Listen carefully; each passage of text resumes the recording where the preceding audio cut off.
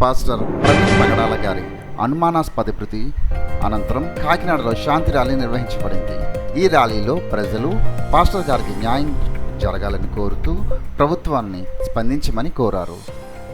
సమాజ సేవలో తన జీవితం పణంగా పెట్టిన పాస్టర్ ప్రవీణ్ గారి మృతికి సరియైన విచారణ జరిపి కుటుంబానికి న్యాయం చేయాలని ర్యాలీ సమయంలో ఆందోళన వ్యక్తం చేశారు.